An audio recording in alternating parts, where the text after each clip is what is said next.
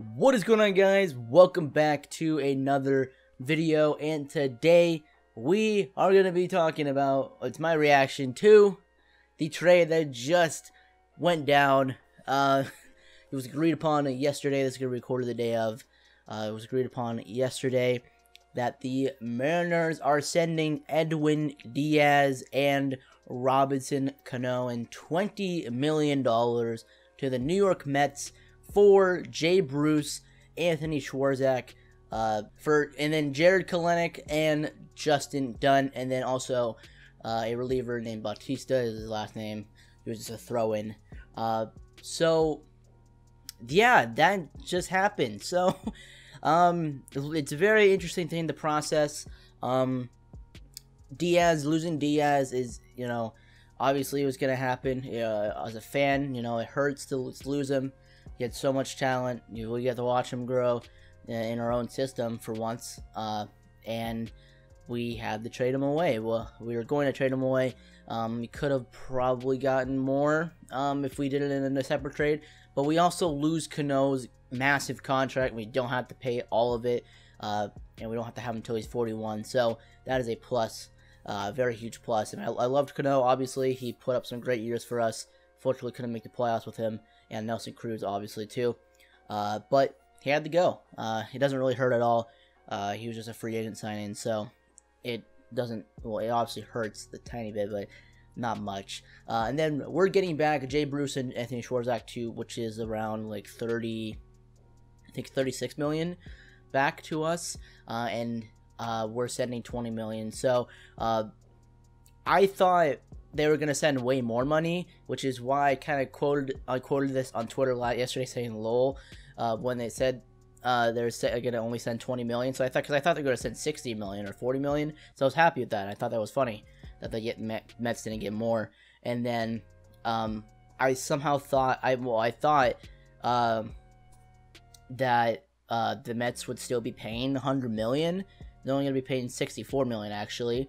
And I had to get bombarded by Marc about it. And all the people who liked this tweet, and my notifications were full of people disagreeing with me and telling me I'm an idiot. So, thanks for that. All due respect, of course, Marc. We're great friends. So, so now I understand, actually, now, because I thought wrong, that the Mets are only going to be paying 63 million for the next 5 years. So it's about 12 million per year.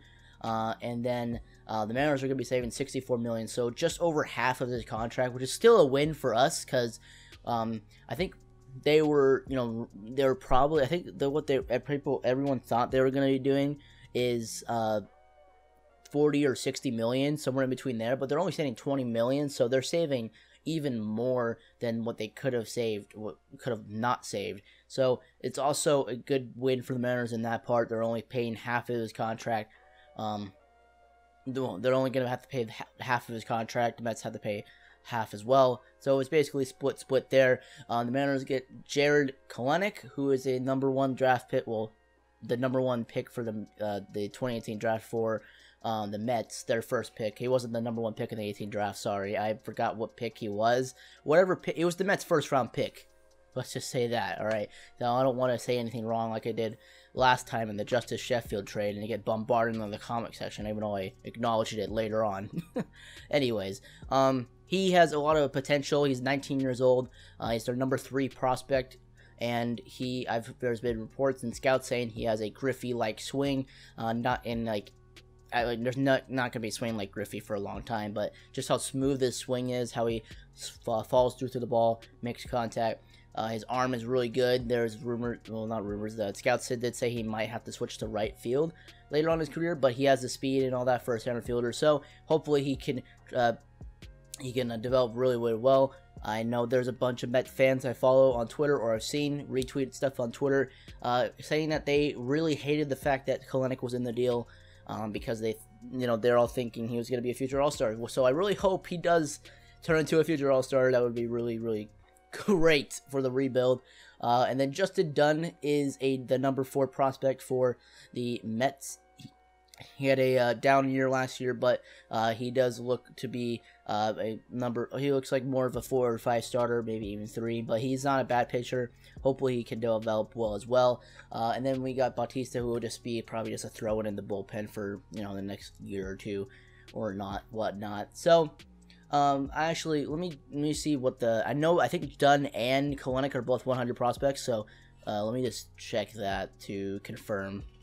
Okay, yeah, Jared Kelenic is the number 62 overall prospect on the top 100 list, and Dunn is the number 89 overall prospect on the top 100 list. So before all these trades happened, the Mariners had actually 0 top 100 prospects. I thought they did with Kyle Lewis. I thought he was a top 100 prospect, but I think he fell down a little bit because he was injured. But he came back, had a good year, but a decent year for his recovery, and he's getting better. So we have 3 top 100 prospects now.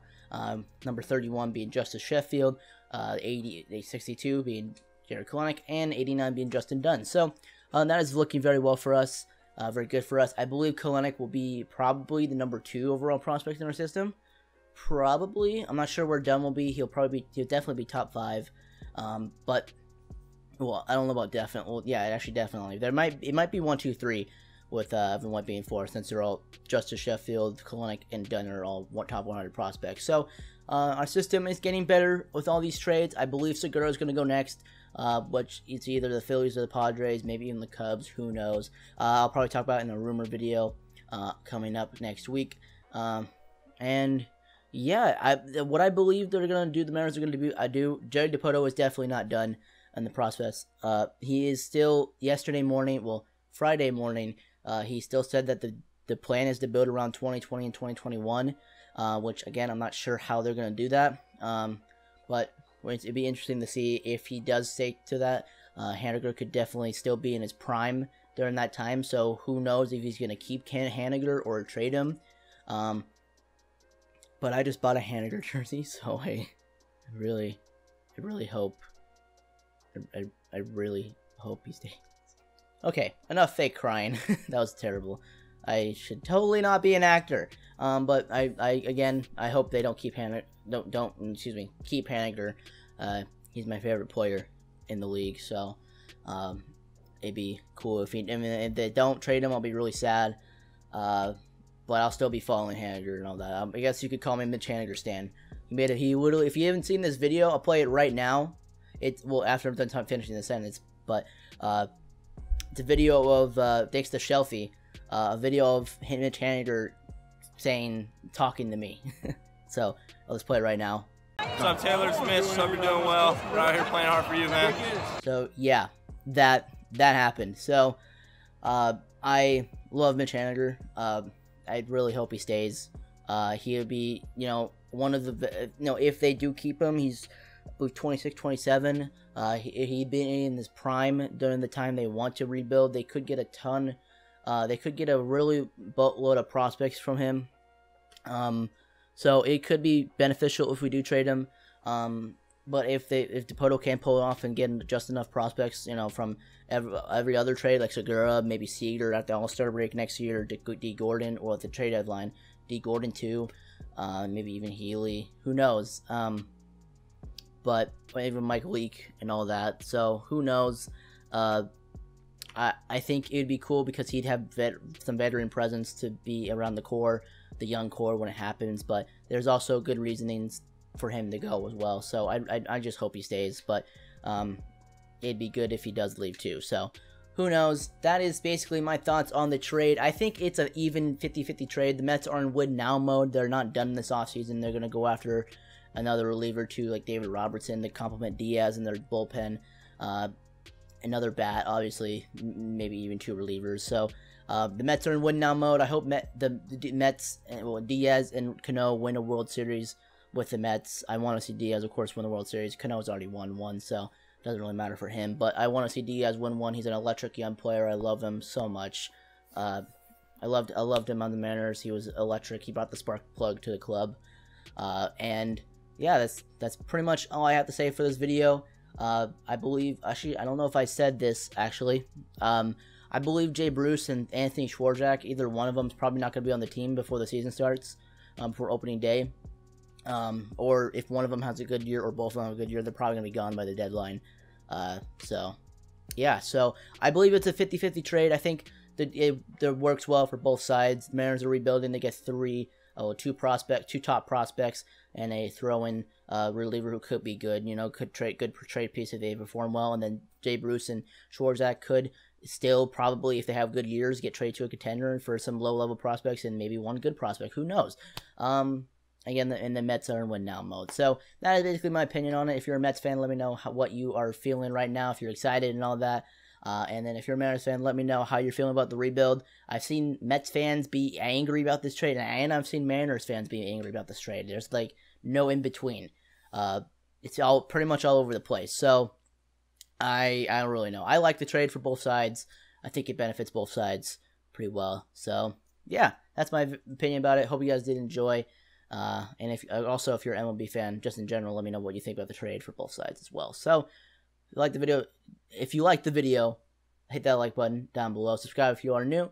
Next video will be my 2019 Hall of Fame ballot videos and who I'd vote for if there was no vote limit. So be on the lookout for that. And as always, hope you guys have a great rest of your day, and I'll see you guys next time. Bye.